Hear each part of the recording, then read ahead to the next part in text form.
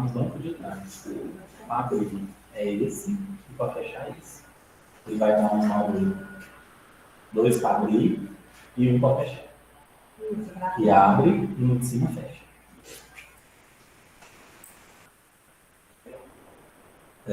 Como o Maxon discutiu com vocês semana passada, vocês viram que existem 2 tipos de células. A que eu chamo de célula eucarionte e a que eu chamo de célula procarionte. Quando eu falo da divergência dessas 2 células, eu estou falando de uma célula primitiva e de uma célula que passou por um desenvolvimento maior, e esse desenvolvimento acarretou o quê? Acarretou com que ela tivesse novas formações, organelas diversificadas, separações.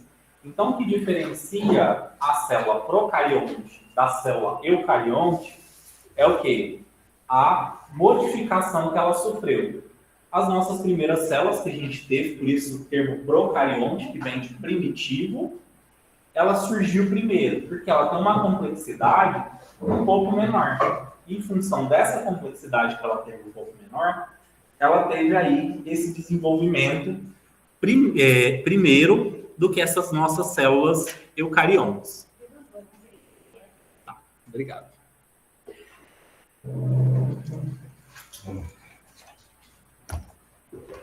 Em função disso,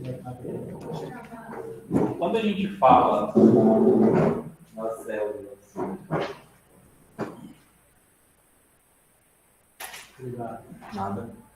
das células procariontes, a gente acaba entrando em um mundo que a gente não consegue visualizar muito a olho nu, que é um mundo mais microscópico. Por exemplo, todo mundo aqui já ouviu falar de bactéria, não já? Você já viu uma bactéria? A gente sabe que elas existem, ou não? Como que vocês me garantem que elas existem?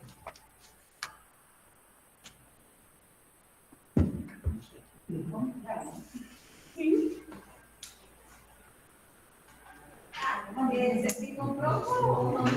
Como que eu comprovei que isso existe? Isso é uma coisa que eu não vejo. Por que dá uma visão?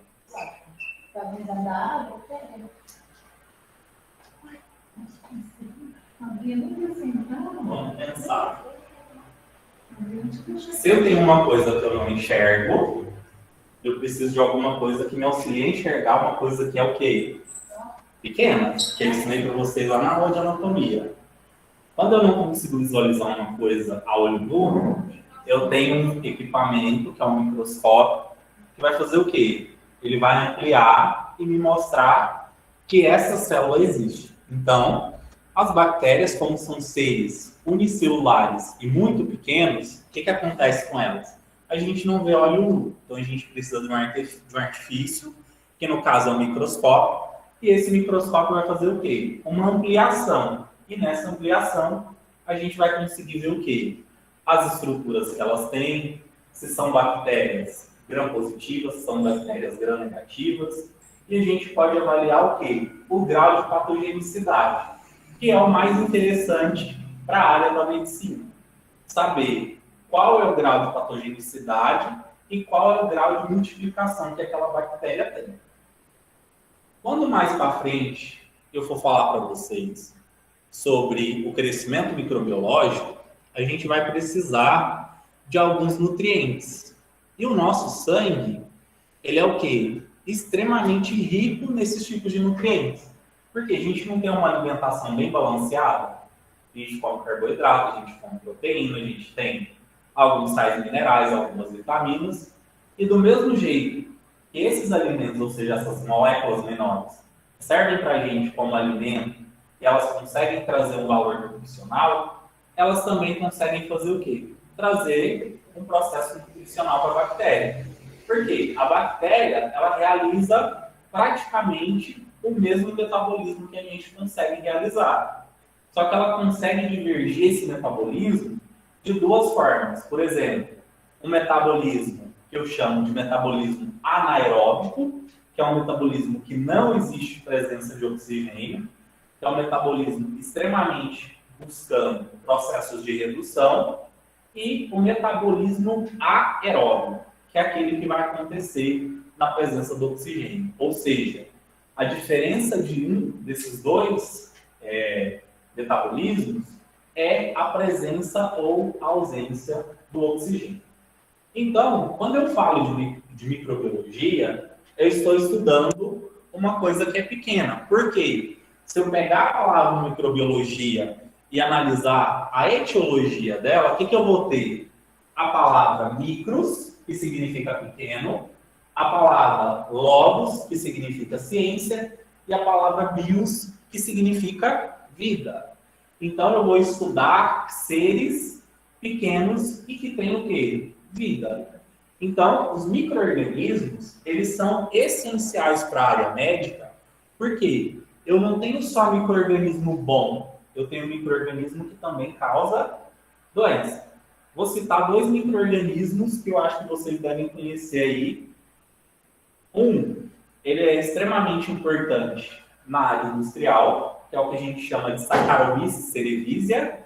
Eu acho que todo mundo aqui já fez bolo, rosca, aquelas roscas fermentadas, que a gente coloca aquele fermentozinho que parece uns grânulozinhos, aquele fermentozinho amarelo. Aquilo lá é o quê? Saccharomyces cerevisiae liofilizada. Ela foi retirada a água para que ela não tivesse o quê? Nenhum desenvolvimento celular e para que ela não se perdesse. Então, a partir do momento que ela entra em contato com os nutrientes, o que ela faz? Ela faz o processo de metabolismo para crescer, se multiplicar, e aquilo dentro do pão acaba gerando aquela fofura, que é a eliminação do quê? Do dióxido de carbono. Então, por isso que a rosca fica fofinha e cheia daqueles buraquinhos. E a gente tem também, no caso, uma bactéria que é extremamente mal, tanto para o nosso organismo, dependendo do lugar onde ela está, ela vai provocar um benefício, mas dependendo de onde ela estiver e da quantidade populacional que ela está, se ela estiver muito alta, ela já vai trazer um malefício. E no caso, a Escherichia coli, que é aquela causadora do quê? Da disenteria, da famosa dor de barriga que a gente tem. Quando você tem um crescimento muito grande desse tipo de bactéria no seu trato intestinal, que ela é comum no nosso trato intestinal, e quando ela cresce, ela vai fazer o quê? Ela vai causar alguns malefícios, e um desses malefícios é a disenteria, que no caso a gente perde muita água, e ela consegue se multiplicar assim, de uma forma extremamente alta. Então, só para vocês verem, eu tenho bactérias que são boas, que a gente usa para poder fazer comida, mas eu tenho bactérias também que são boas em determinados locais e numa população controlada, e a partir do momento que ela se multiplica demais, o que ela faz? Ela amplia o seu crescimento e já começa a trazer malefícios para o nosso organismo. Então, a gente tem bactérias que são patogênicas e bactérias que não são quê? Patogênicas. Bactérias patogênicas são aquelas que causam doenças e bactérias não patogênicas não causam doença.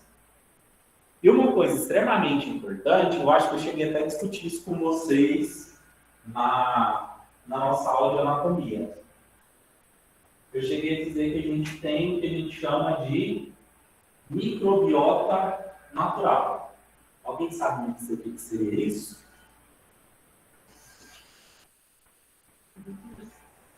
A gente não tem a pele? O que tem lá em cima da camada lá da derme? Falei na última aula. Epiderme. Uma camadinha de micro-organismos.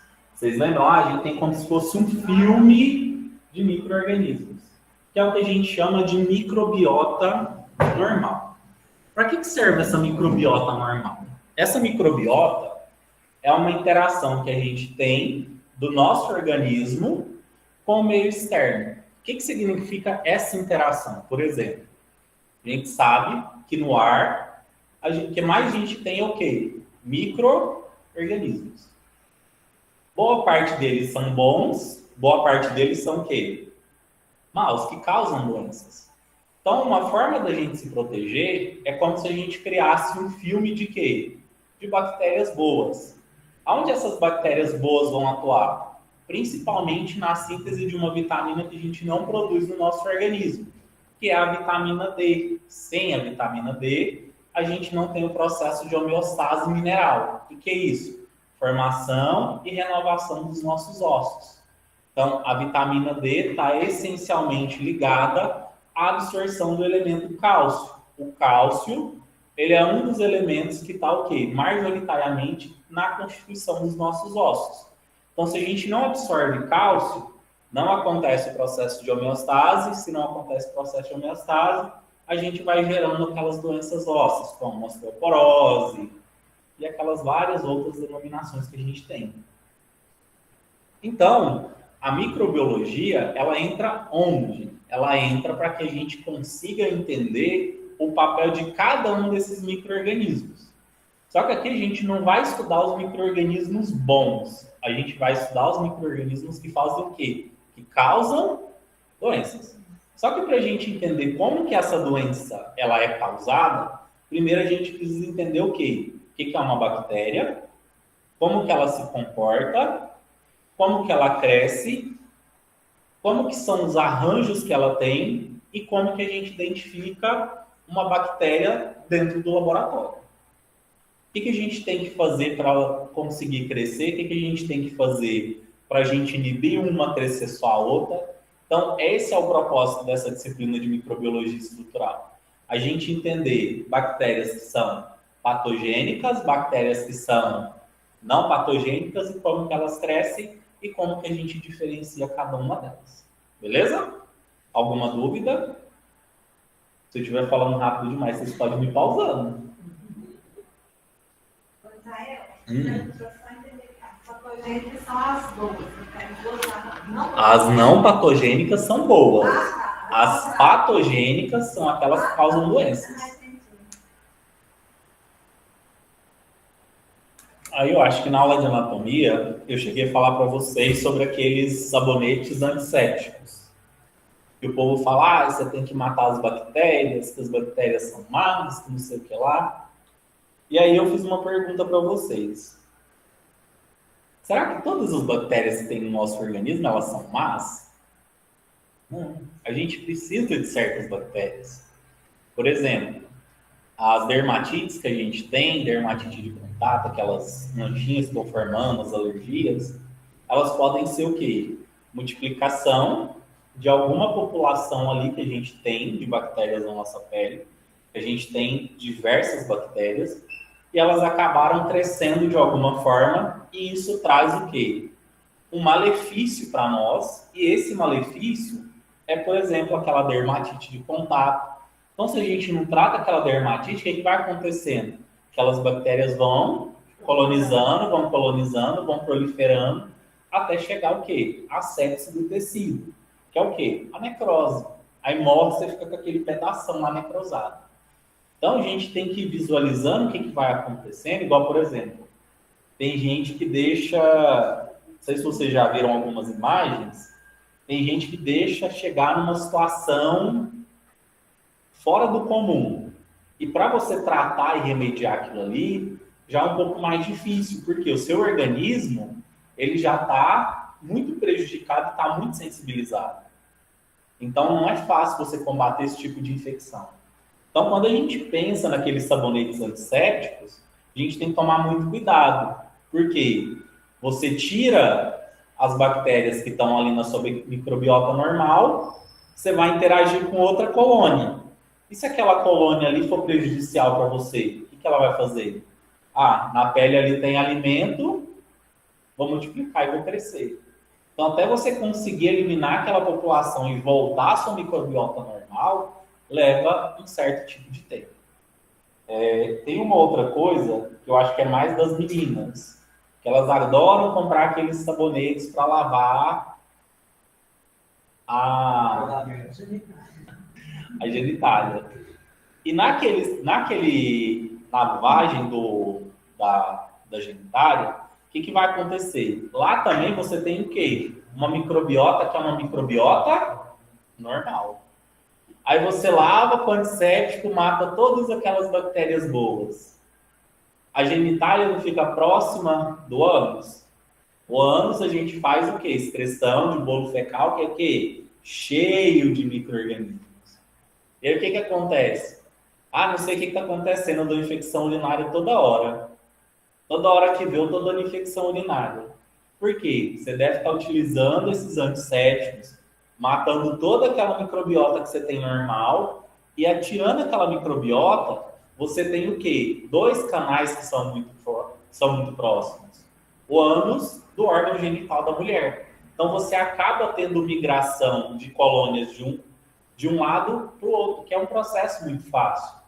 E aí o que acontece? A mulher ela acaba desenvolvendo o quê? Com muito mais facilidade processos de infecção urinária. Beleza? A falta de higiene também propicia isso, mas uma das causas maiores é isso, você tirar a microbiota natural e introduzir bactérias que não são daquele local. E ali, tem nutriente, o local tem a temperatura certa.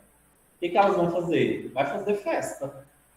E elas vão multiplicar assim, numa rapidez instantânea. Então, por isso que a gente tem que tomar muito cuidado com sabonete antisséptico, esses negócios para limpeza de genital que são antissépticos. Por quê? A gente tem uma camada que protege esses tipos de órgão. Então, se a gente remove aquela camada que está protegendo, a gente está removendo a nossa proteção. E aí, o que tiver ali de contaminante vai fazer o quê? Vai fazer a festa. Porque o local está apropriado, a temperatura está apropriada, tem nutriente, vamos fazer festa. Aí você vai viver com infecção urinária. Aí é onde a maioria das pessoas tem o quê? Desenvolve uma infecção urinária e não sabe qual que é a causa. Então, muito cuidado na compra aí desses sabonetes antissépticos. Então, eu acho que o Maxson deve ter falado para vocês, a gente tem alguns micro-organismos que a gente classifica como o quê? Seres pequenos, que estão principalmente ligados às células procariontes, ou também podem estar ligados a alguns às células eucariontes. Então, a gente tem as algas, temos as bactérias, temos os vírus. Só que na nossa disciplina, o que a gente precisa entender? Somente sobre quem? As bactérias. Não sei se está dando para vocês visualizar. Olha a infinidade de bactérias que eu tenho. Isso ali seria não é nem a ponta do iceberg que a gente conhece. Só para vocês verem que, por minúsculos que sejam esses seres, eles têm uma alta capacidade de quê? De se regenerar, de trocar informação sobre os antibióticos. Por isso que a gente tem aquele problema de não poder ficar tomando antibiótico sem recomendação médica. Porque à medida que você toma um antibiótico sem ele ter necessidade para o seu organismo, você vai trazer uma informação que o quê? Que aquela bactéria ela vai criar uma resistência. Então, ela vai adquirir um mecanismo, uma forma de blindar aquele medicamento, e as que sobreviverem e conseguirem se multiplicar, elas vão passar essa informação para as outras bactérias. Então, aí no caso, por exemplo, tem gente que gosta muito de tomar amoxicilina. Aí você sai da amoxicilina, a amoxicilina não está dando certo, é igual a água.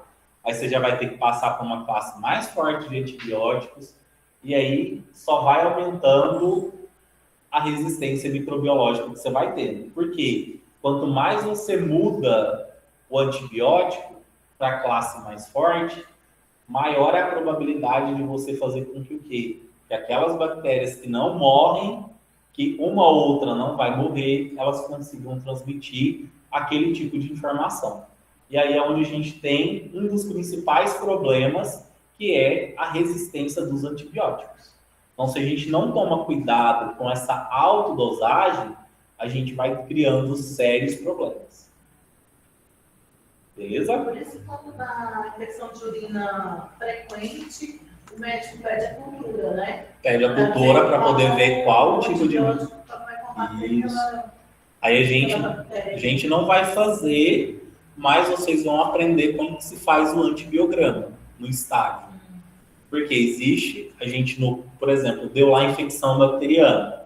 que o médico vai solicitar? Que você faça o que a gente chama de urocultura. O que é a urocultura? Você vai samear as bactérias que tem lá no trato urinário e você vai colocar uma gama ali de medicamentos. E aí você vai mostrar para o médico, a amoxicilina para esse caso está de bom tamanho. Não, a amoxicilina não resolveu, tem que ser um antibiótico mais forte. Só que cada vez que você vai trocando o antibiótico, você tem que lembrar de uma coisa, você está trocando a força e se aquela bactéria sobrar, ela vai fazer o quê? Transmitir uma informação de resistência. Então, quanto mais a resistência a gente vai dando para esse tipo de micro-organismo, mais forte eles vão ficando. Por isso que existem algumas regiões, igual, por exemplo, dentro do laboratório, a UTI, ela é um acesso restrito. Por que ela é um acesso restrito?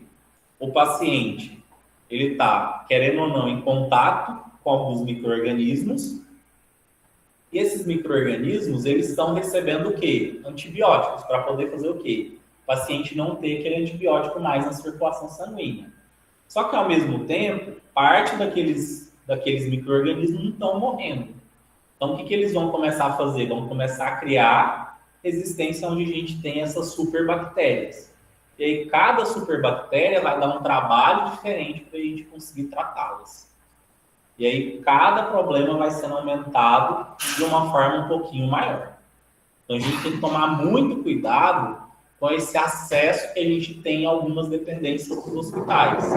Por quê? Querendo ou não, o que é comum para a minha microbiota pode ser que não seja comum para a microbiota da Jéssica. E o que é comum ali na microbiota dela pode ser diferente para qualquer um de nós aqui. Porque cada pessoa ela tem a sua microbiota natural.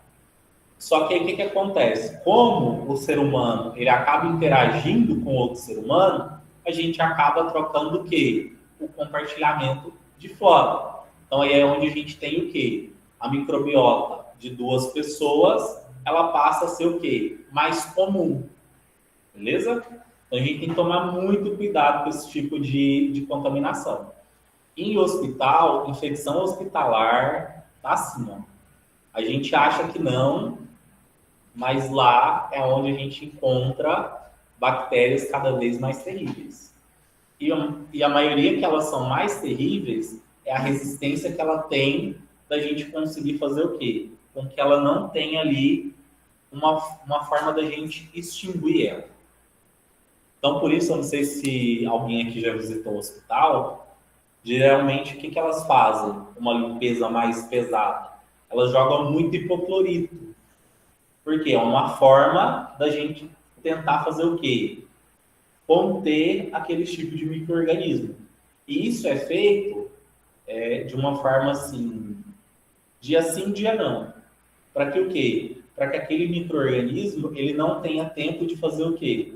Sobreviver. Porque se ele sobreviver, a gente vai ver lá na aula de reprodução de micro-organismo como que acontece a transferência da informação de uma bactéria que adquire resistência a algum produto que é antisséptico.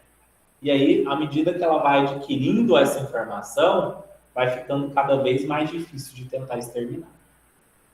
Beleza? Cara desde preocupado. Microbiologia, né?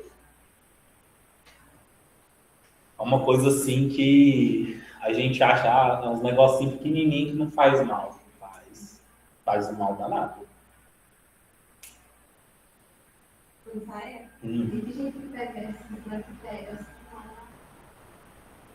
Simplesmente não contar. Aí, se você, vamos supor que você é aquela maníaca que gosta de ficar passando álcool em gel a todo momento. O que você fez ali com aquela microbiota? Matou. Aí vamos supor que você foi lá na UTI e pôs a mão lá em cima de um paciente. Você pegou uma microbiota que não era sua. E naquela microbiota pode ter o quê? Uma superbactéria.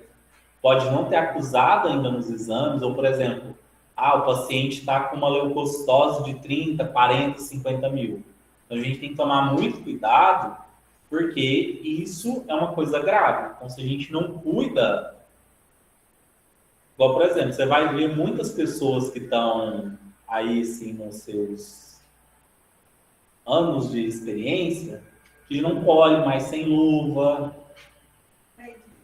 Então, sim, são algumas coisas que causam problemas. Igual no meu caso, por exemplo, eu peguei Covid e o Covid que eu peguei foi na ala do Covid bravo. Só porque eu rasguei 2 pontinhas de dedo.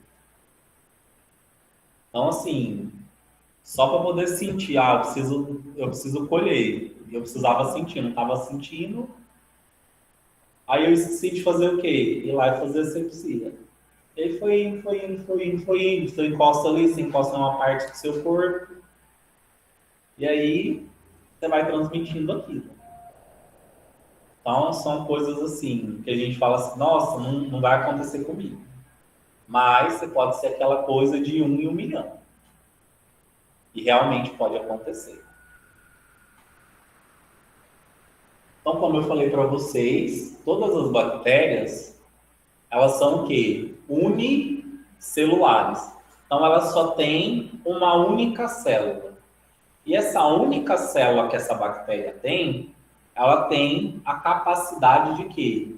De fazer o metabolismo, conseguir trocar informação genética, fazer o processo de reprodução, que pode ser reprodução sexuada ou reprodução assexuada, e ela vai ser capaz de quê? De conseguir trazer para o interior dessa célula, e ó, ela vai ser capaz de trazer nutrientes. E esses nutrientes eles vão ser absorvidos, vão ser metabolizados, e esse metabolismo ele vai ser distribuído para que de uma forma ela tenha um processo de fissão para ela conseguir fazer o processo de divisão, para ela conseguir manter a mobilidade dela, porque algumas bactérias, essa aqui não tem, mas algumas bactérias têm flagelos, têm caudos.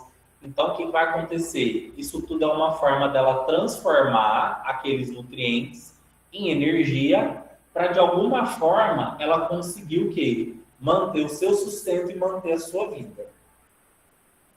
Como vocês sabem, então, esse tipo de célula, por ela ser uma célula procarionte, ela não tem uma organização estrutural muito bem servida, ou seja, ela tem um processo de organização, mas se a gente for comparar essa célula procariótica com a célula eucariótica, a gente vai ver algumas coisas que não existem em umas e algumas coisas que não existem na outra. Então, a gente tem essa diferenciação da célula procariótica, que é uma célula primitiva. Então, por isso que a gente tem esses micro-organismos até hoje. Então, eles, bem dizer, foram um dos primeiros habitantes que a gente tem aqui no nosso habitat, principalmente no planeta Terra, devido ao quê? A baixa complexidade que essa célula tem, se a gente estiver comparando ela com uma célula eucariótica. Então, cada uma das células, elas têm o quê? As suas diferenciações. Para nós, as bactérias, todas elas são o quê? Procarióticas. Então, elas não vão ter essa organização, mas a gente vai ver que alguns pontos na sua estrutura vai trazer o quê? Uma forma como ela faz para tentar sobreviver e uma forma que ela tenta, de alguma forma, fugir do que a gente chama de resposta imune do nosso organismo. Porque a partir do momento que qualquer micro-organismo ele entra na nossa circulação sanguínea, o que vai acontecer? As nossas células de defesa, que são os nossos glóbulos brancos conhecidos como os leucócitos, eles vão, de alguma forma, o quê? Reconhecer esse micro-organismo e tentar fazer com que o quê? Ele seja destruído e seja eliminado do nosso organismo. Então, cada tipo de bactéria, ela vai ter o quê? Uma especificidade, por exemplo, ela vai ter uma especificidade aqui na estrutura que vai ser capaz de bloquear alguma ação de um desses leucócitos ou de alguns desses antibióticos que a gente tem. Então, ela vai fazer como se fosse uma mescla para tentar o quê? Garantir o seu processo de sobrevivência. As bactérias, elas são, a gente pode classificá-las de parasita, porque elas também fazem o processo de parasitismo, então elas precisam entrar em contato com o nutriente para conseguir sobreviver. Só que o parasitismo desse tipo de micro-organismo, ele não chega a levar o quê? A pessoa à morte. A não ser em casos assim, que eu tenho, por exemplo, uma superbactéria que o meu organismo ou que os medicamentos não conseguem eliminar ela da minha corrente sanguínea. Então, ela é um parasitismo que não tem o quê? Que não traz um malefício tão grande para o ser humano. Por exemplo, o vírus, ele já não tem essa habilidade. Ele vai produzindo, produzindo, produzindo, e ele não para. Por exemplo, aí a gente tem a situação do Covid. Então, quando ele alastra, ele vai deixando a pessoa debilitada, debilitada, debilitada, e em alguns casos ela consegue sobreviver, dependendo da força da resposta imune que ela tem, e se ela não tiver essa força tão grande, a pessoa pode chegar aí ao processo de morte. Então, a diferença desse micro-organismo é que o parasitismo dele pode ou não levar à morte. Então, a gente tem que tomar muito cuidado com esse pequeno serzinho aí. Além disso, o que eu falei para vocês, eles podem ser de duas classes, os que vão causar doenças. Então, a gente aí tem doenças como, por exemplo, a cárie, deterioração dos alimentos, dermatites de contato, aquela famosa, como é que chama aquele? Herpes. É uma bactéria que a gente tem na nossa microbiota, só que a população dela é o quê? Extremamente controlada. Quando que ela se reproduz de uma forma descontrolada? Quando você dá abertura, você está removendo aquela outra população. Então, você remove aquela outra população, o que ela vai fazer? Ela vai alastrar, ela vai desenvolver aquele meio populacional que ela tem. Por quê? Isso, para a bactéria, ela não vai entender que o quê? Que ela não pode morrer. Então, se ela não pode morrer, ela vai tentar, de alguma forma, captar esses nutrientes para ela conseguir se desenvolver. E já as bactérias que não causam doenças, elas estão presentes aí numa quantidade enorme de alimentos que a gente tem. Uma quantidade muito grande. Todo mundo aqui toma cerveja? Não? Eu não. A cerveja é um dos alimentos que a gente tem que é a base de micro-organismos que são bons. Então, o que eles fazem no processo de fermentação do malte? Eles vão controlando para que a gente tenha somente micro-organismos não patogênicos e que nenhum micro-organismo patogênico consiga entrar ali nesse processo de fermentação. Porque se o micro-organismo patogênico entra nesse processo de fermentação, o que ele vai fazer? Tem nutriente, o meio está específico para ele crescer, ele vai alastrar. E aí você pode ter aí diversos problemas, como por exemplo, uma intoxicação alimentar, que não é uma coisa muito boa, que leva aí um tempo para você curar.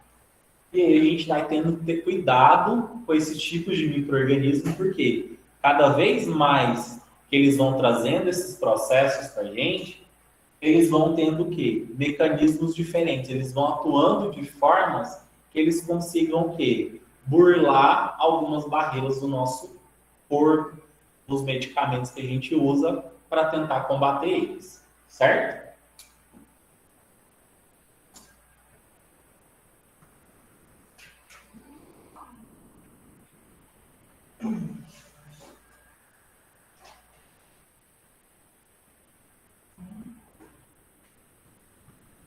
E se vocês quiserem falar alguma coisa, perguntando, se tiver com dúvida, pode perguntar. Não precisa ficar com vergonha, não. Não,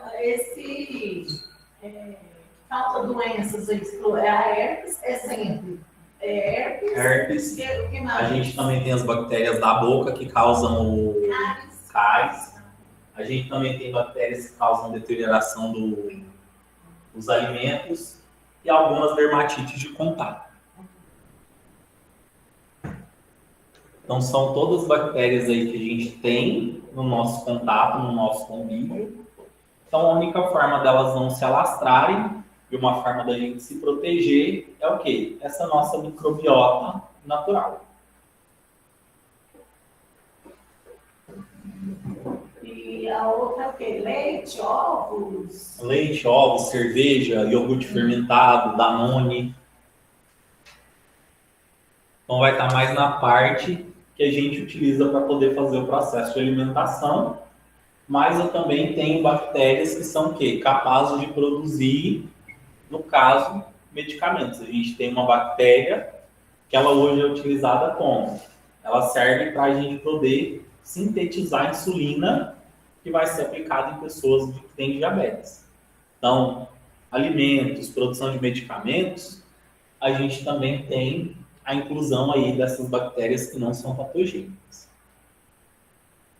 Você acha que se quiser falar alguma coisa, e, por exemplo, voltando lá onde você acha que a pessoa já tem algum trecho de trabalho profissional, ele já não faz coleta sem luva, né? Isso.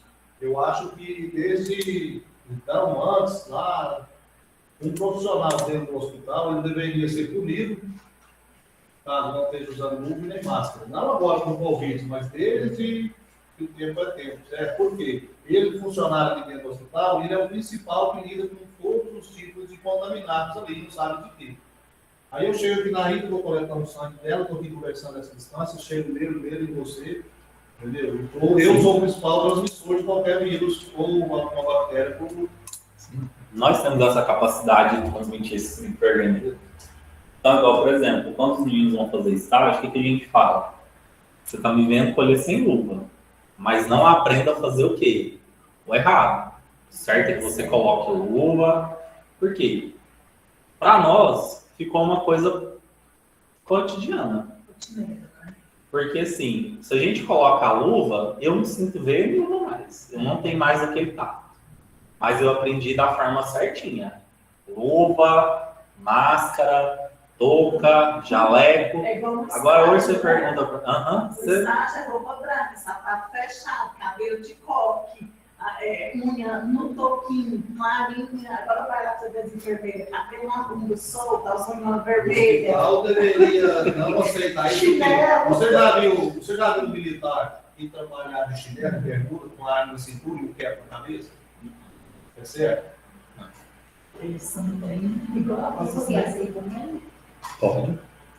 Então, aqui são algumas aplicações que a gente tem dos micro-organismos aí no nosso cotidiano.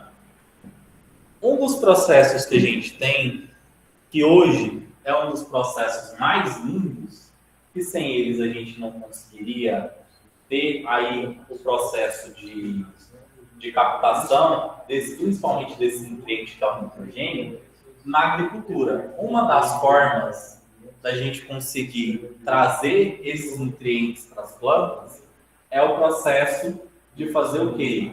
Da oxidação bacteriana. Então, a gente vai pegar o nitrogênio que tem na atmosfera, ele vai ser o quê? Capturado ali para o solo, então a gente vai ter uma quantidade de nitrogênio no solo. E o que as bactérias vão fazer? Elas vão converter o nitrogênio numa forma que ele consiga ser o quê?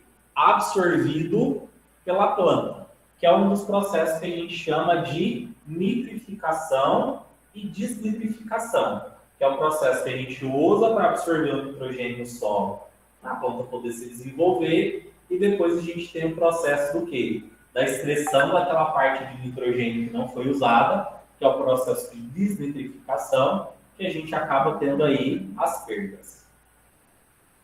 Além do nitrogênio, a gente também tem o quê?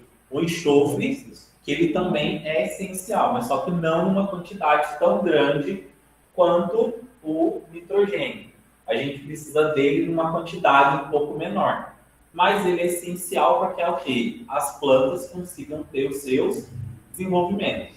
Então, na agricultura, a gente tem o quê? Bactérias que são essenciais para o quê?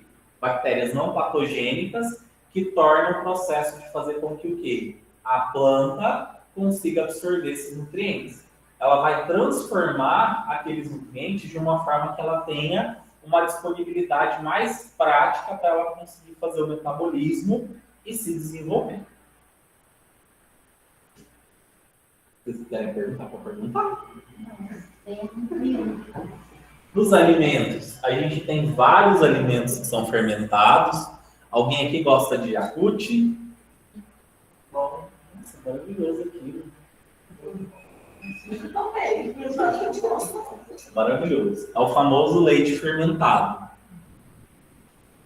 Lá tem, né? Micro-organismos vivos, né? A gente tem lactobacilos. Hã? São muito bons para a nossa flora intestinal. Não vai tomar muito. Isso. Um litro de cada vez. Tudo que a gente tem, igual, por exemplo, qualquer tipo de nutriente, micro-organismo, tudo que a gente for fazer, a gente tem que tomar de uma forma ideal, que é o que o nosso organismo consegue o quê? Consegue comportar. Se a gente passa aquilo para alguma coisa um pouco maior, a gente já toma uma proporção não muito legal. E aí é onde a gente tem o quê? Os desequilíbrios. Então, aí a gente tem que tomar bastante cuidado. A gente tem os micro-organismos que a gente usa para desenvolver principalmente os nossos processos de vacina. Então, a gente pega aquele micro-organismo, fragiliza ele de alguma forma, ou estuda a forma como ele atua dentro da nossa circulação, para a gente conseguir inibir alguns trancamentos, e aí a gente não vai ter o desenvolvimento desse micro-organismo. Puxando esse ramo da doença, eu vou puxar um pouquinho para a saúde pública. Hoje, uma das doenças que a gente ainda não tem cura é a imunodeficiência do nosso sistema imune, que é o que a gente conhece como o quê? AIDS. A AIDS, ela é uma doença muito forte, principalmente porque ela debilita o ser humano de que forma? Ela acaba com o sistema dele de proteção. Como que ela faz isso? Ela destrói as principais células que a gente usa como detecção de qualquer ser patogênico, que são os linfócitos. Os linfócitos, eles são responsáveis por toda a nossa, toda a nossa imunidade que vai ser adquirida ou a nossa imunidade que já está lá inata, que é nossa, a gente já cresceu com ela, que foi adquirida de quê? De pai e de mãe. O nosso organismo ele já vai ter esses mecanismos de defesa. Quando a gente fala dessa doença do HIV, ele vai atacar esses leucócitos, principalmente o CD4, depois a gente vai discutir melhor o que são essas células, e ele vai começar a fazer com que o quê? Que ele infiltra na célula, se multiplica e vai tirando aquela célula de circulação. E aí, o que aquela célula faz para o nosso organismo? Ela sinaliza se tem uma bactéria, se tem um vírus, se tem um micro-organismo, qual é o principal micro-organismo, o que ele vai causar. Então, aquela célula, ela sabe o quê? Diferenciar quais respostas nos dar. E aí, o que essa doença vai fazer com nós? Ela vai debilitar o nosso corpo e a gente não vai conseguir combater nenhuma dessas doenças. E aí, por exemplo, as pessoas, elas não morrem de AIDS. Elas morrem de quê? De uma pneumonia, ela morre de uma infecção urinária, ela morre de uma infecção fraca, por quê? O organismo ele não consegue mais o quê? Bloquear ou entender como que está funcionando a resposta imune daquele ser. E aí o que vai acontecer? O organismo vai morrer. A gente vai ter uma produção tão grande de seres parasitários que a gente não vai conseguir inibir ele de forma nenhuma. Então, o HIV, só para entender, o HIV é um vírus que destrói o nosso sistema imunológico. E mata, assim, vamos dizer, mata o vírus bom que a gente tem? Não, ele não mata o vírus bom, ele mata a nossa célula de defesa. Ele tira todas as nossas células dos linfócitos, que são os linfócitos CD4. Então, ligados ao quê? As nossas duas respostas que a gente... pneumonia, você não tem a célula de defesa, você... Isso, o seu organismo não consegue sinalizar, porque o que sinaliza para você mandar quais células são os linfócitos. Então, por exemplo, chegou uma bactéria. O linfócito vai mandar um anticorpo lá para ver o que é aquilo. E aí, dependendo daquele marcador, se o anticorpo encaixou, eu já tenho uma resposta que aquela bactéria é uma bactéria que causa infecção urinária. Aí ele já vai desviar toda a atenção para aquele micro-organismo e não deixar ele multiplicar. Só que quando você tem o HIV e você não trata, o que acontece? O seu sistema está debilitado, então se você pegar uma pneumonia, você pode chegar ao óbito. Só que hoje nós temos uma coisa extremamente boa, não sei se está sendo divulgado, mas eu vou passar para vocês.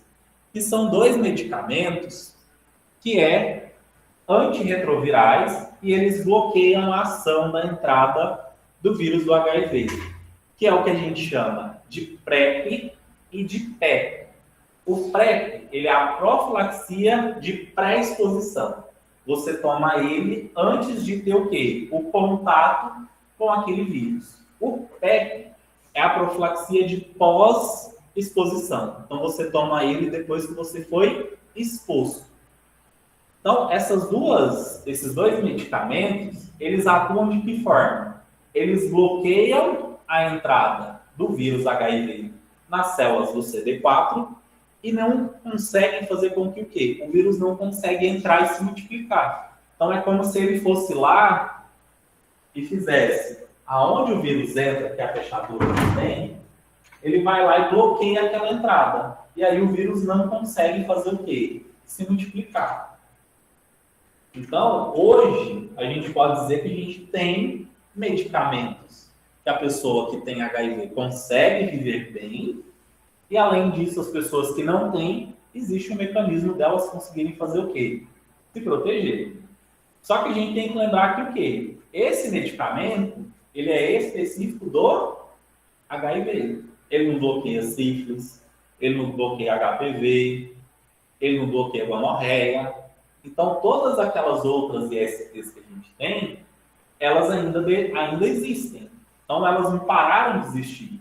Mas hoje, você tem como viver o quê? Uma vida saudável, uma pessoa que tem HIV e uma pessoa que não tem HIV consegue conviver com essa pessoa. De uma forma que o quê? Ela não consiga ter esse processo de contaminação. Então, hoje, a gente tem medicamentos gratuitos, que eu acho assim, eu não sei se vocês já tiveram esse tipo de informação, mas é uma coisa que a gente precisa o quê? Estar atento para começar a quebrar aquele paradigma do quê? Do preconceito.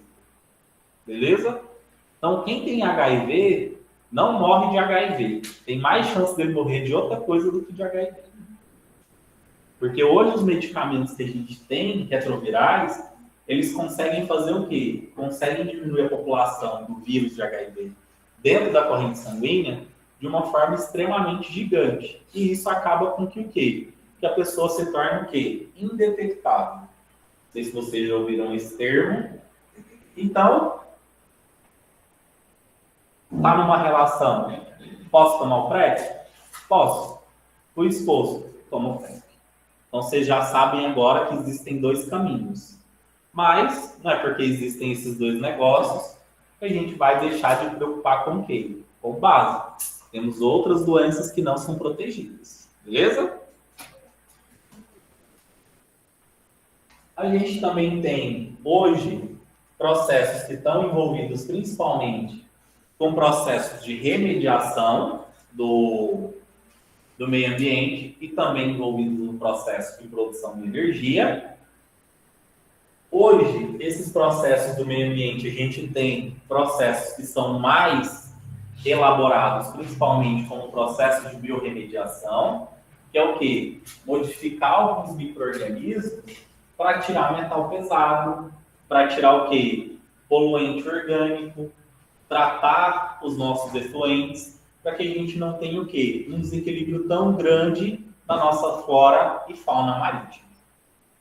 A gente tem aí o desenvolvimento dessas novas vacinas. Todo mundo aqui tomou Coronavac? Eu fui da primeira fila de experimentos. Nós somos os ratinhos de laboratório. A Coronavac, ela é um tipo de vacina que a gente já tem ele muito bem centralizado. O que é ele? Você pega aquele micro-organismo, põe calor nele, e aí o que você faz? Você inativa ele. Então você injeta ele numa pessoa saudável, para que aquela pessoa o quê? Consiga combater aquele vírus inativado. Então ela vai começar a criar anticorpos. Quando ela entrar em contato com a doença, ela vai conseguir se defender. Só que hoje a gente tem o quê? As vacinas que são produzidas por organismos geneticamente modificados. O que a gente faz? A gente dá uma cópia de uma coisa bem pequenininha daquele organismo que é patogênico, dá para a bactéria, ela consegue desenvolver o quê? RNAs, que são formas da gente identificar algumas proteínas e produzir algumas defesas, e aí a gente consegue ter outros acessos, até mais rápidos, para o tratamento das doenças. No caso, quem tomou aqui a vacina da chikungunya, né? Chikungunya é de uma forma, a Pfizer é de uma outra forma e tem outra também, né? Eu não lembro. Da Johnson. O que vocês vão fazer como trabalhinho de casa? Verificar como que cada uma dessas vacinas foram produzidas. Qual que é o processo biotecnológico que eu tive ali na vacina? Da chikungunya, da Pfizer e da Johnson. O processo que é? Não, é AstraZeneca. Eu estou confundindo. Estou confundindo. AstraZeneca é de uma forma, Pfizer é de outra forma e a Johnson também é de outra forma. Coronavac não precisa não. Coronavac é bem antigo o processo. Inativa o vírus, está pronta a vacina. Injeta nos cobaia Ativo de laboratório. A primeira e segunda minha foi Coronavac. Começa de mudar. Nossa! Não tomou? Eita. Por quê? Tá pensando, né, amiga? Pensar na UTI, aí já é tarde. Ó, o que eu falo para os pacientes vai trabalhar com ele Covid. Esses dias Você já vacinou? positivo. Não, vacinei não. Falei, então você toma cuidado, tem que ir na sala vive cheio de gente que está contaminada.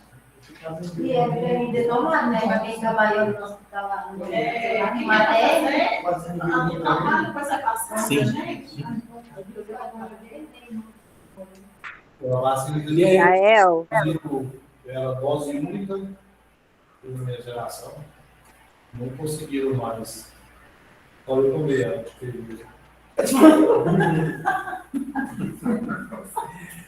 Então, gente, por que é tão importante a gente estudar essa microbiologia? Será que a gente estuda ela simplesmente porque a gente quer, bonitinho? Tem as bactérias que são lá bonitinhas, eu estudar lá porque elas são bonitinhas? Não. Existem o quê? Algumas informações que a gente vai conseguir, através delas, que vão fazer com que o quê? A gente tenha uma forma de intervir e de fazer com que o quê? Com que aquele micro-organismo ele seja o quê? Inibido. Então, quando a gente estuda microbiologia, a gente quer o quê? Principalmente conhecer o que aquele micro-organismo faz, se ele é patogênico ou se ele não é patogênico e como que ele atua no nosso organismo. Por quê? A gente descobrindo isso, a gente já consegue ter o quê? Mecanismos que vão fazendo com que ele comece o quê? A se blindar, e aí eu não tenho mais nenhum processo de quê? De preocupação. Aí eu já consigo, eu sei que tipo de micro-organismo que é aquele que está entrando na minha circulação, eu sei qual que é o antibiótico que eu consigo fazer o tratamento, eu sei que aquele micro-organismo ele precisa de quais nutrientes para ele conseguir se desenvolver. Então, essa parte de estudar microbiologia é isso. Entender se algo causa ou não uma doença e qual que é o malefício que ele pode causar no nosso organismo. E a partir desse malefício, eu criar uma forma de fazer com que o quê? Eu tenha um processo para inibir esse micro-organismo de crescer dentro do meu organismo. Ou se ele conseguir entrar na minha circulação, que eu tenha mecanismos para fazer o quê? Tirar ele de circulação. Beleza?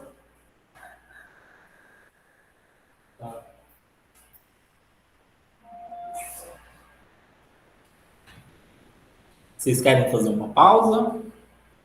Não.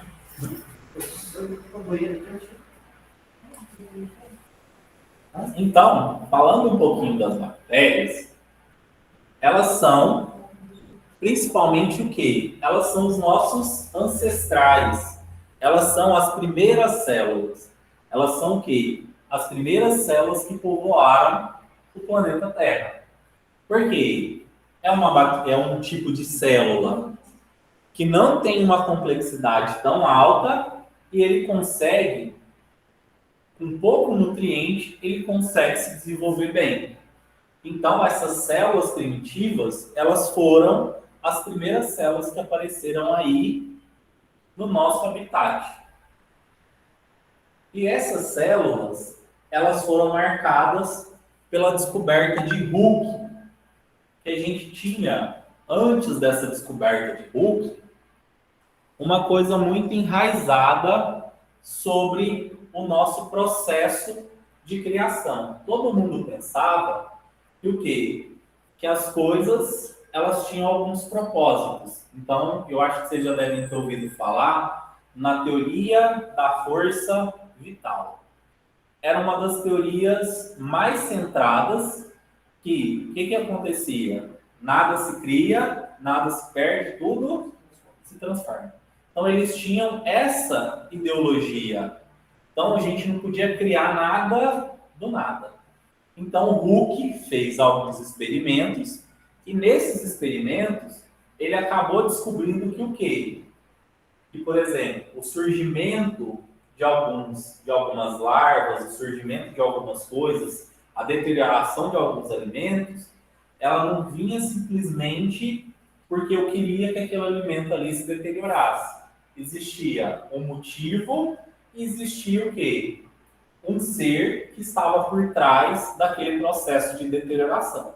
Então foi aonde a gente teve o quê? A gente teve um marco que algumas criaturas, que também eram compostas por células, elas tinham essa capacidade de fazer o quê? Ou de causar mal, ou de serem utilizadas para o bem. Então foi daí que começou o quê? Os primeiros estudos para que a gente conhecesse o quê? Um pouco sobre o desenvolvimento aí dessa ciência da microbiologia. Então, eu acredito que isso aqui deve ter sido em torno de 1600, 1500, alguma coisa. Até lá, a gente não tinha uma forma, ou a gente ignorava esses seres. Então, se eu não estou vendo, não existe. Então, foi a partir desse momento, com essa descoberta de Hooke, que a gente tem o quê? A primeira descoberta do microscópio, e a gente vai conseguindo o quê? Ampliar e ver esses micro-organismos de uma forma que a gente consiga fazer o quê? Enxergá-los e ver quais são os seus processos essenciais.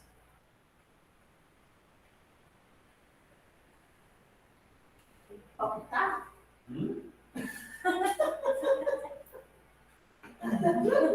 Que bom.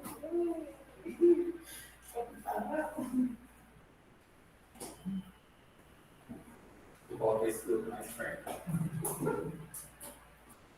Ô, Miriam, essas coisas não aumentam, não? As letrinhas aí? Não enxerga direito, não. Nossa, tô rindo, né? Eu tenho que falar mal do óculos. Aí, Miriam. Vou ter que mandar fazer o óculos, porque realmente o óculos não tá chegando. Meu Deus. O óculos é só pra lá. Olha que nossa, não enxerga. Não enxerga. Você coloca os chapéus sanduíche.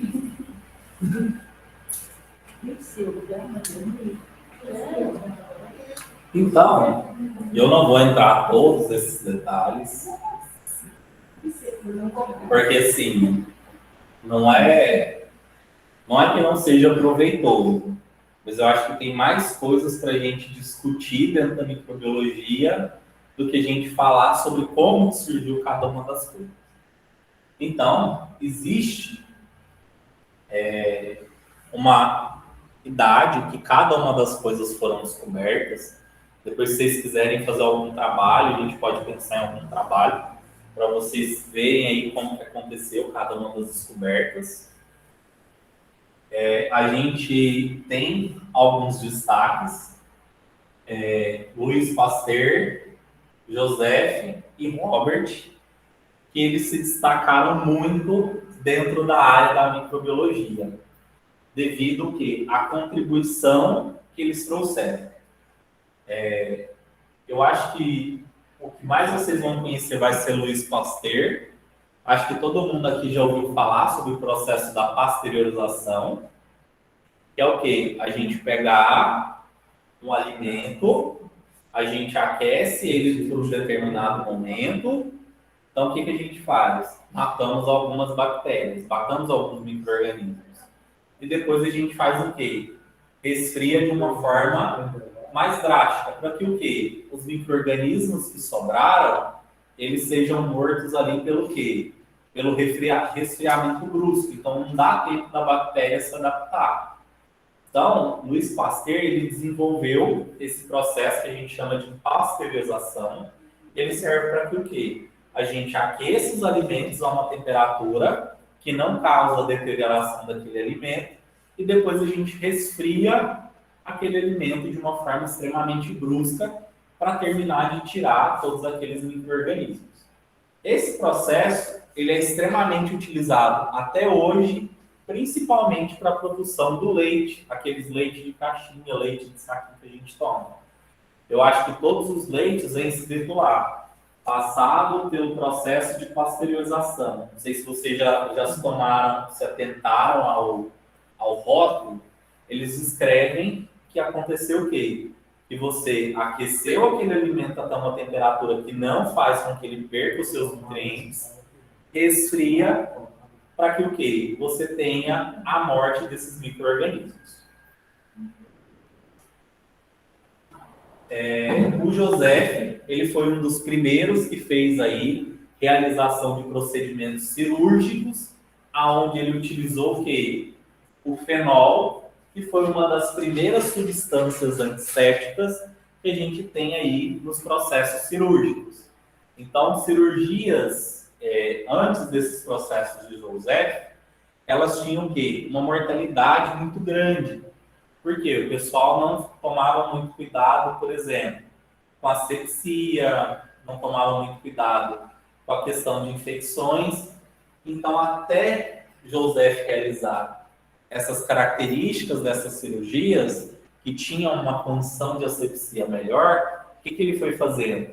Ele transformou a medicina. Então, hoje a gente tem o quê? Protocolos para realizar um procedimento cirúrgico, protocolos para realizar uma sutura, porque a gente tem que ter uma condição antisséptica. A gente não pode ter nenhum micro-organismo ali que vai conseguir fazer o quê? Entrar para a corrente sanguínea e causar algum malefício. E o Robert, ele foi um dos promotores de entender como que funcionava o quê? Micro-organismos patogênicos e micro-organismos não patogênicos. O que Robert investigou? Ele investigou como que se comportaria um animal ou uma pessoa, um indivíduo sadio frente à contaminação de um indivíduo que não estava saudável. Por exemplo, a gente não toma vacina para a gente se imunizar. Por quê? O que a vacina faz? Ela vai fazer com que a gente adquira anticorpos ou que a gente adquira a resposta imune para que a gente não tenha o quê? Problemas, principalmente com com alguns mecanismos que esses micro-organismos têm para poder a gente conseguir combatê-los. Então, o que que Robert fez? Ele pegou um animal que tinha sido... ele pegou um micro-organismo, injetou nesse animal saudável e viu como que ele se comportava. Então, ele viu as fases da doença, como que aconteceu o processo de cura, e isso foi o quê? Uma revolução. Porque a utilização desse micro-organismo, a utilização de uma coisa patogênica num ser sadio, permitiu que a gente estudasse e investigasse como que funciona o processo patogênico. E aí ele conseguiu ter esse grande marco. Então a gente tem esses destaques, mas a gente também tem o quê? A descoberta de cada um desses equipamentos e de cada uma dessas descobertas essenciais aí para o quê? Para o desenvolvimento da nossa microbiologia. Até que eu não estou ruim de data, não. A primeira vez que a gente teve o microscópio, ele foi construído por Robert Hooke em 1665. E o que ele conseguiu avaliar? Ele pegou pedaços de cortiça e avaliou como que seria aquele pedaço de cortiça ampliado. Como que ele visualizaria? A investigação aqui de Robert Hooke era de conhecer a partícula fundamental que compõe todos os nossos órgãos, todos os nossos tecidos. Ele queria entender como que funcionava a célula. Então, ele conseguiu ter o primeiro protótipo de microscópio para conseguir fazer o quê? Esse feito. Hoje a gente sabe que a evolução que a gente vai tendo nos equipamentos, no desenvolvimento da informática, no desenvolvimento de novos materiais, a gente vai tendo o quê? Elementos que vão contribuindo cada vez mais para que aquela descoberta que a gente teve, ela consiga ser o quê? Melhorada. Então a gente tem hoje dois tipos de microscópio. O microscópio óptico, que é o que a gente mais utiliza, e o microscópio eletrônico. E, por exemplo, esse microscópio eletrônico, ele consegue nos fornecer informações mais detalhadas sobre aquelas estruturas. Então, quando a gente quer conhecer, principalmente, cada constituinte ou cada formato que a gente tem numa célula, a gente acaba avaliando por um microscópio eletrônico. Aí eu já tenho várias gamas de microscópio. Tem microscópio ali, aquele é o óptico. Aquele, a ampliação dele é um pouco limitada. Por quê? A única coisa que ele vai fazer é ampliar o objeto para você ver. No microscópio eletrônico, eu vou ter o quê?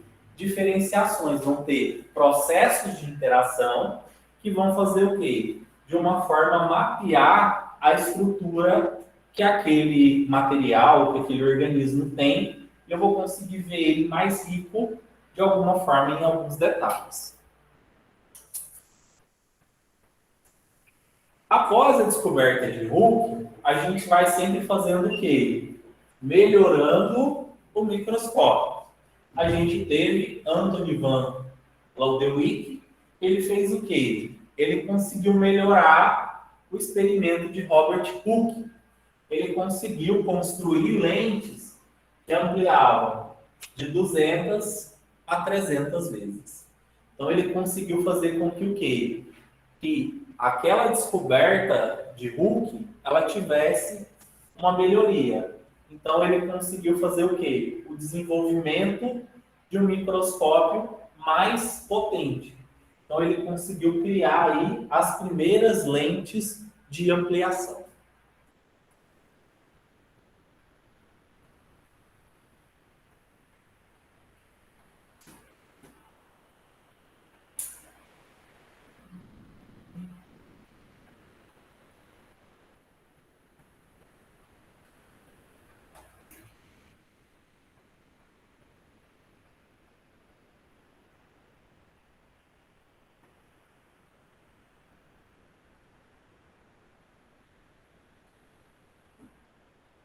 E com essa ampliação, ele conseguiu ter a primeira observação de uma bactéria e de um protozoário.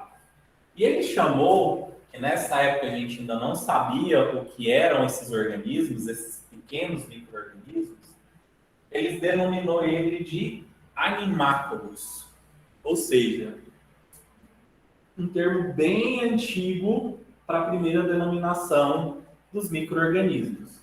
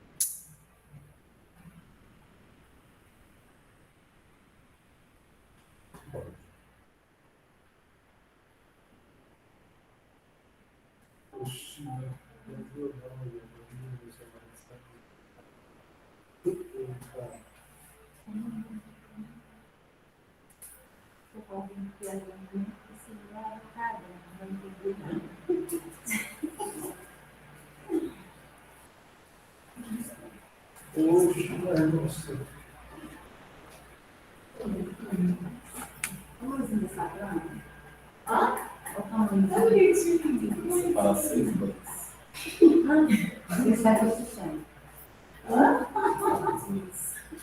Bom, acaba sendo. Nem que é por isso, cara.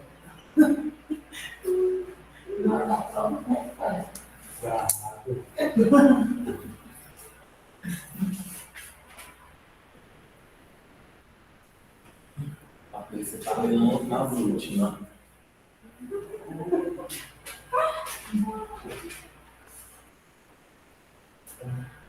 Aí os obediúpa. Pois é.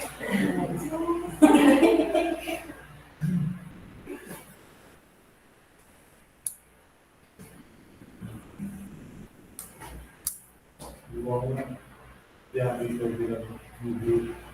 Mas apareceu, foi embora depois que a mulher, né? Depois de um tempo, faleceu de novo, né? Faleceu, chegou, morreu lá do céu. Meu amor, mas que saudade. Aí, nós casamos, mas está escrito nada. É que a morte você passa, né? Olha para vocês verem, gente. O primeiro microscópio, tanto que ela era enorme.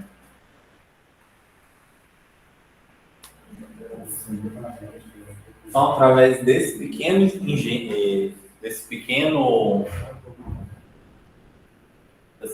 invenção, a gente conseguiu ver aí, pela primeira vez, os micro-organismos. Como é que lê essa? Leeuwenhoek. Leeuwenhoek. Leeuwenhoek. Isso. Anthony Leeuwenhoek. Que chique. Bem antigo. Digamos aí que ele, junto com Robert Hooke, é o pai da microbiologia. Eles que fundaram essa ciência. O povo não tinha muito o que fazer nessa época. O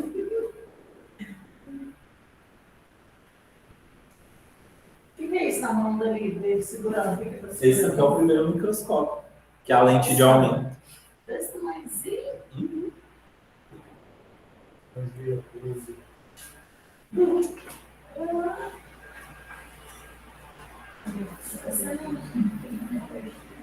Então, ele conseguiu fazer aí alguns experimentos de ampliação para poder visualizar como que funcionava essas lentes de ampliação.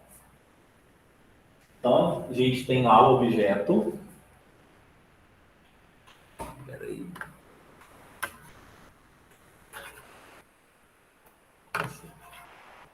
Então, a gente tem aqui, ó, um orifício onde ficava essa lente de ampliação.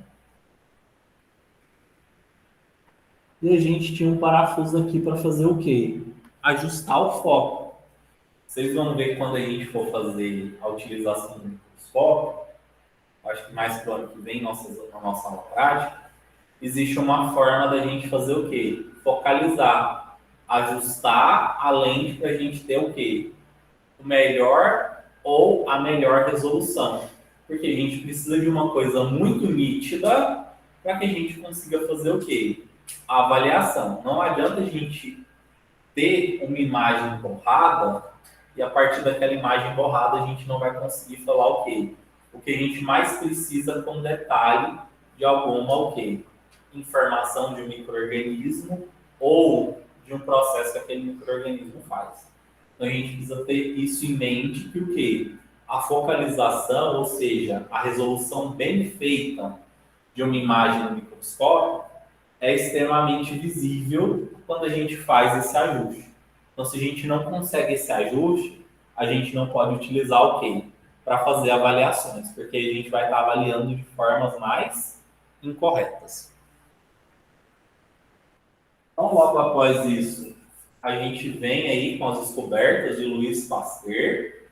Ele faz principalmente fermentação do vinho e da cerveja. E aí, a partir desse momento, ele cria esse processo de pasteurização. E o que seria esse processo de pasteurização? Aquecimento e resfriamento brusco. Então, aquecer e resfriar é uma forma que ele utiliza para fazer o quê? A morte dos micro-organismos que podem ser patogênicos e que estão nos alimentos. Igual, por exemplo, quando a gente compra aqueles enlatados, eles também passam por um processo de esterilização. Só que o processo de esterilização deles é um pouco diferente do processo da pasteurização. A gente vai ver que o que aconteceu. Apesar da pasteurização ser uma forma, existem outros mecanismos onde eu consigo atingir o quê? Essa eliminação quase que 100% desses micro-organismos. 99,9% a gente consegue eliminar. E agora eu vou fazer uma pergunta.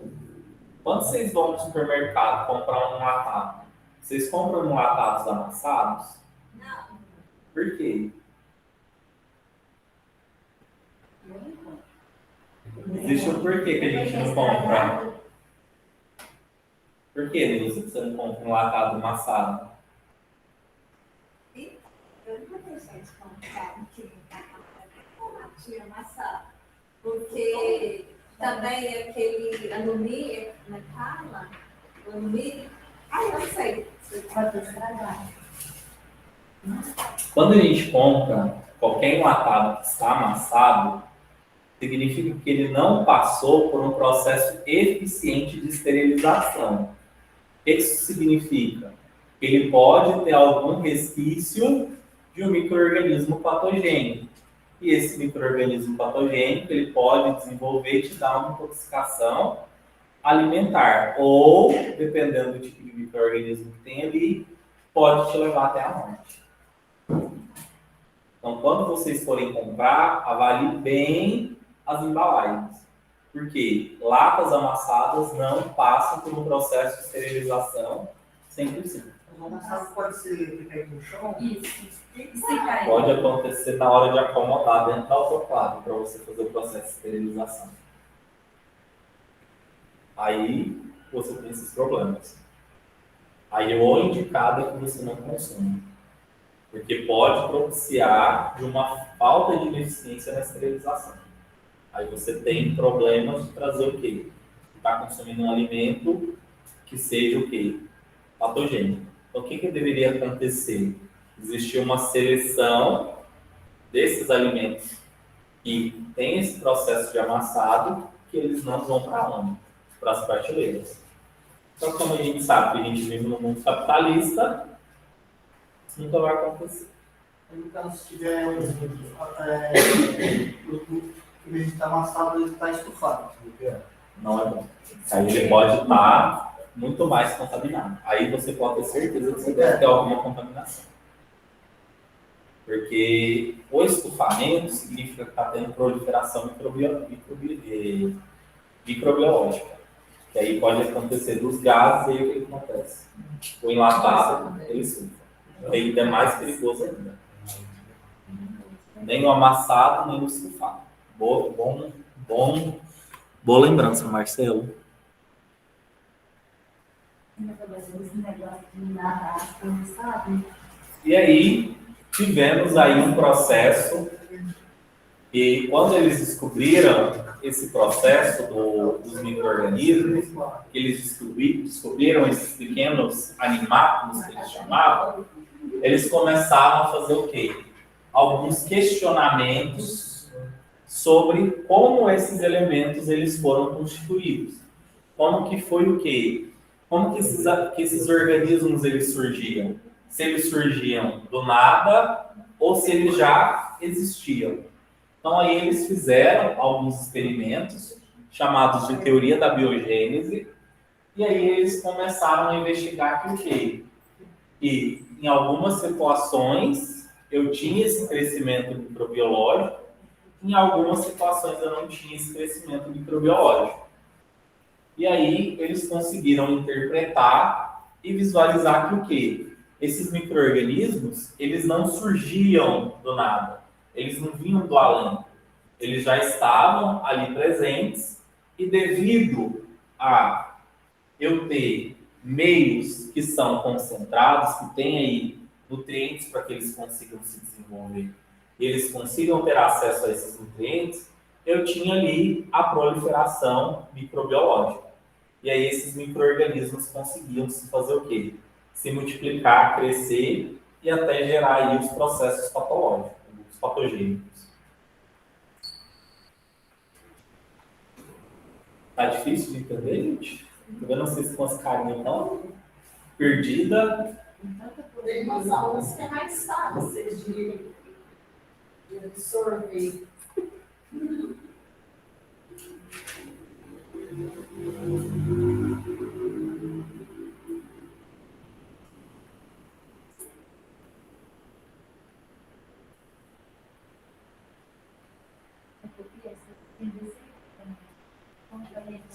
Esse material você vai mandar para também?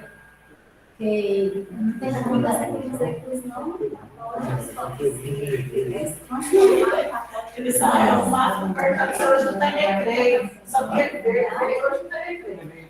O papo da patogenicidade e da não patogenicidade está relacionado com a estrutura do micro-organismo, dependendo da forma que ele vai usar para se multiplicar.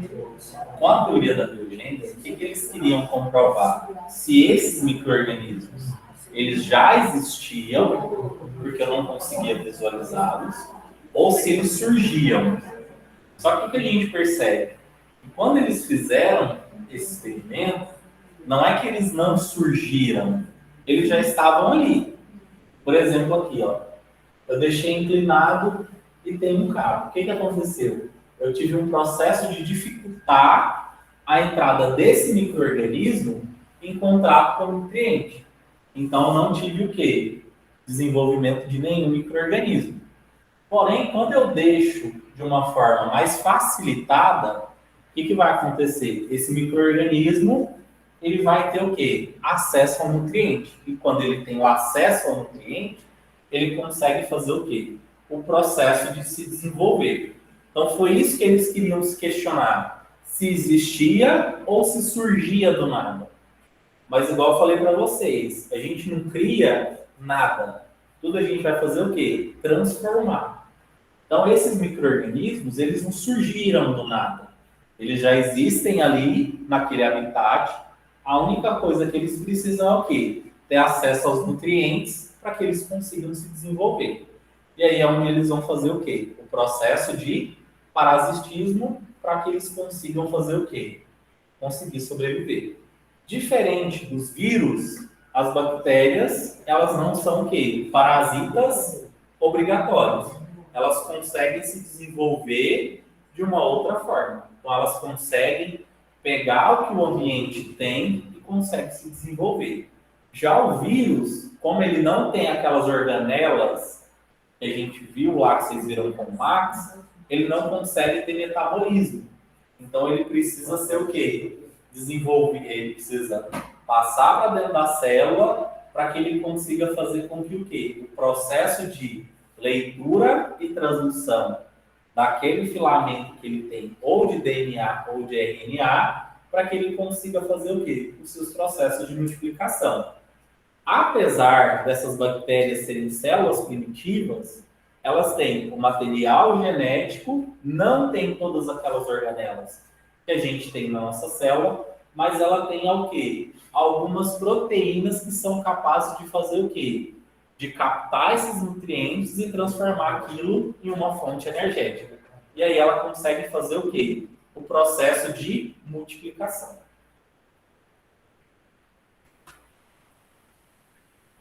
Então, o que eles perceberam?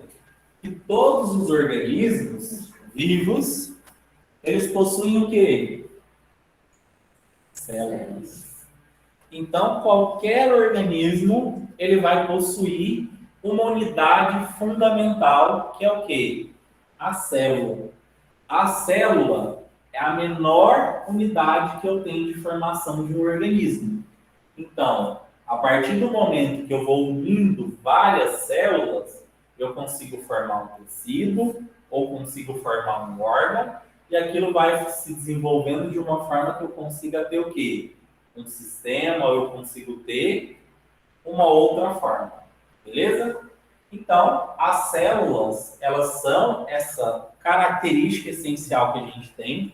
Sem as células, a gente não conseguiria ter esse processo de desenvolvimento. Por quê? Não adianta a gente ter o nutriente. A gente precisa de ter acesso ao nutriente e uma forma de fazer com que o quê? Esse nutriente ele seja o quê? Transformado. Ele seja adequado para que eu consiga absorver ele e transformar aquilo numa fonte de energia. Por exemplo, se nós só comêssemos e não absorvêssemos o que a gente come, teria alguma finalidade? Por que comer? Não. A gente come porque a gente precisa de nutrientes. Por que a gente precisa desses nutrientes? Porque eles estão ricos em energia e a gente só vai transformar a energia que aquele nutriente tem numa forma de energia que o nosso corpo consegue fazer o quê? Absorver para a gente conseguir fazer o quê? As funções básicas. Que é conversar, falar, pensar, andar, sentar. Então, cada uma dessas funcionalidades que a gente tem, elas só vão acontecer mediante a um gasto de energia. E essa energia tem que vir de algum lugar. Por isso que a teoria da força vital fala: nada se cria, nada se perde, tudo se transforma. Não tem como a gente criar alguma coisa do nada. Eu preciso ter algo que possa ser o quê? Transformado. Se aquele objeto ele não consegue ser transformado, eu não consigo fazer o quê? Eu não consigo ter acesso a ele. E não ter acesso àquele objeto faz com que o quê? Eu não tenha uma acumulação de energia. Então, eu não consigo ter essa energia para mim. Então, uma forma de eu conseguir ter acesso a essa energia é utilizando o quê? As organelas que eu tenho no interior das células. Então, cada organela ela vai ser específica para metabolizar cada uma das partículas. E como que a gente vai ver isso? Quando a gente for ver bioquímica. Então, a gente tem metabolismo para carboidrato, metabolismo para gordura, metabolismo para proteína. Então, cada uma das nossas funcionalidades, tudo que a gente absorve, existe uma organela específica que faz esse processo de metabolização. Então, ela vai pegar o nutriente e vai nos dar energia. Como esse processo vai acontecer, é o que a gente chama de metabolismo. Aí a gente tem o metabolismo para armazenar energia e o metabolismo para guardar energia para que a gente consiga fazer o quê? O desenvolvimento das nossas funções básicas.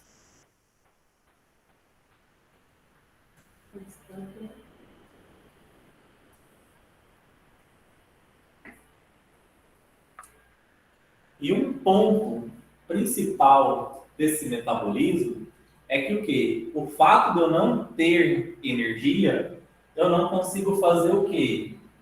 Eu não consigo ter processo de criação e de replicação. Então, a célula, ela precisa ter esse poder, por quê? de criar novas semelhantes a ela, porque se ela não conseguir fazer esse processo, ela tem um período de vida útil. Então, na hora que ela chegar naquele período de vida útil, o que ela precisa ter? Ela precisa ter criado uma outra célula para que aquela célula assuma aquela determinada função. Igual, por exemplo, o que vai acontecendo quando eu passo a mão assim, ó, na minha pele? Eu estou tirando um monte de célula que morta. Por quê? A maioria das células que eu tenho, elas vão sendo renovadas constantemente. Por isso que eu tenho que todo organismo ele tem essa unidade essencial. Essa unidade ela vai fazer o quê? Todo o processo de transformação dos nutrientes para adquirir o quê? A energia. Sem energia, não tem como eu fazer nenhum processo. Então, o que tem de diferente numa célula é a sua particularidade na estrutura. O que diferencia uma célula procariótica de uma célula eucariótica são os componentes. Por exemplo, principalmente nas organelas. Eu vou ter organelas na célula eucariótica e não vou ter algumas organelas na célula procariótica. Então, coisas que são comuns às células: ácidos nucleicos, proteínas, lipídios, carboidratos. Cada um desses elementos, eles vão ser constituídos de formas diferentes para que eu consiga formar o quê? A estrutura base daquele tipo celular. Beleza? Se tiver dúvida, vocês podem perguntar. Então, as células, elas são o quê? Iguais. Têm os mesmos constituintes. O que diferencia uma célula da outra? Estrutura da parede celular, membranas e ausência das organelas. Então, o que vai diferenciar se uma célula é eucariótica de uma célula procariótica é o quê? A estrutura da parede celular, as membranas e a ausência das organelas. É o que eu preciso para saber se uma célula é uma célula eucariótica ou se é uma célula procariótica.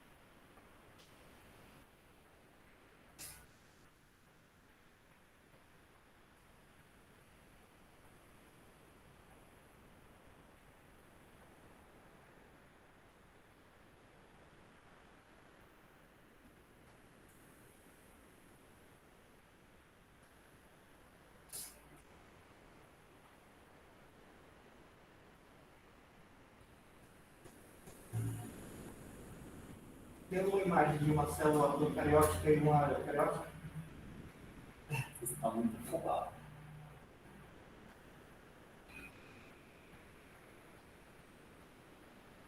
Como que a gente vai chegar lá?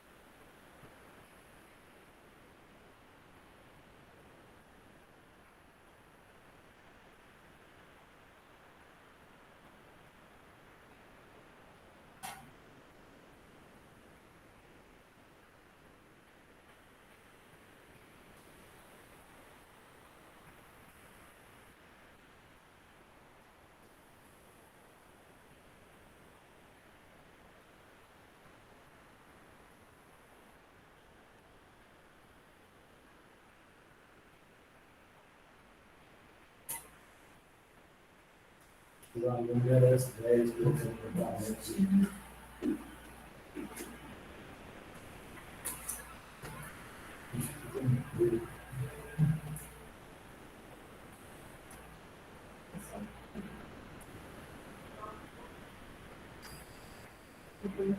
Só eu que não entendi.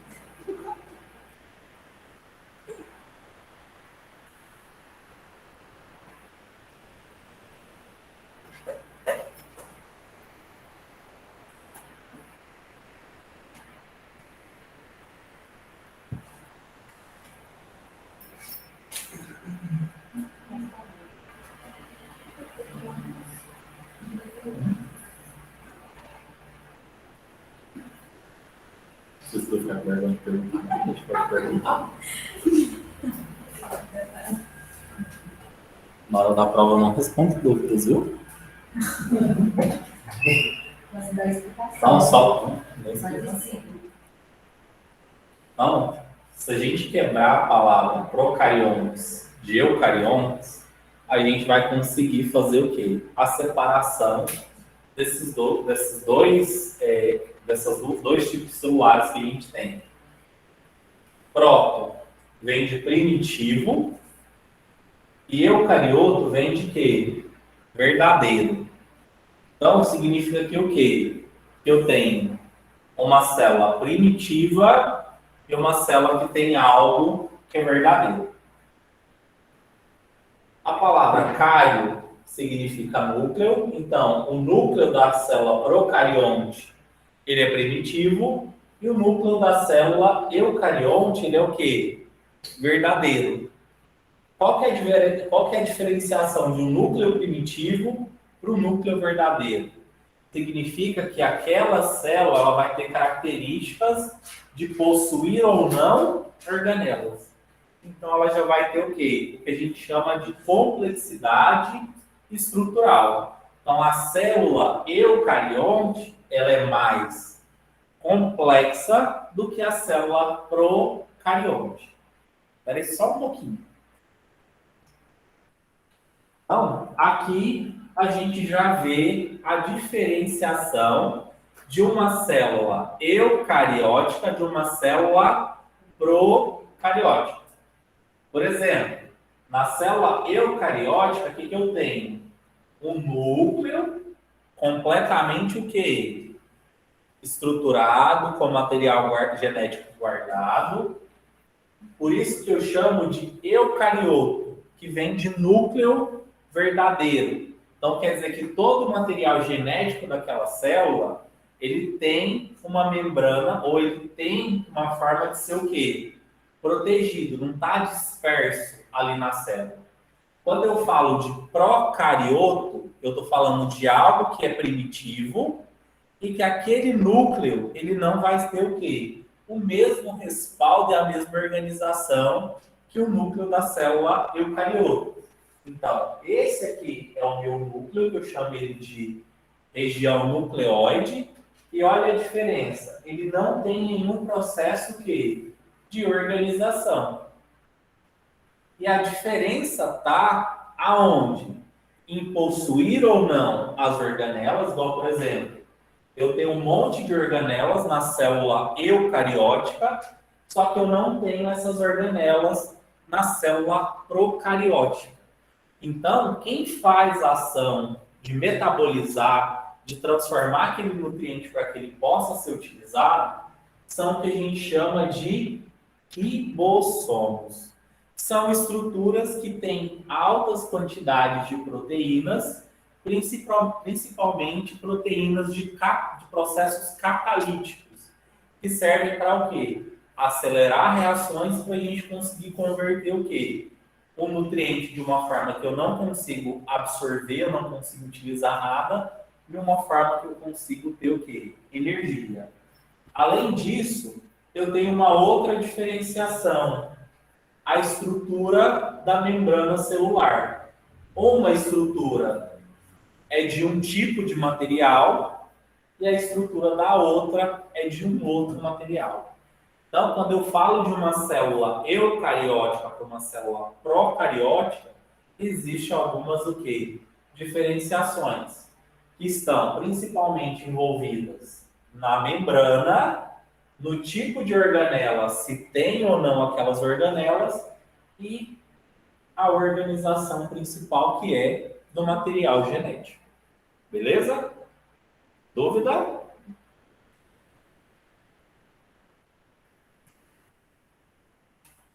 E pronto, encerramos por hoje. Mas vocês podem copiar. Só uma pergunta. Claro.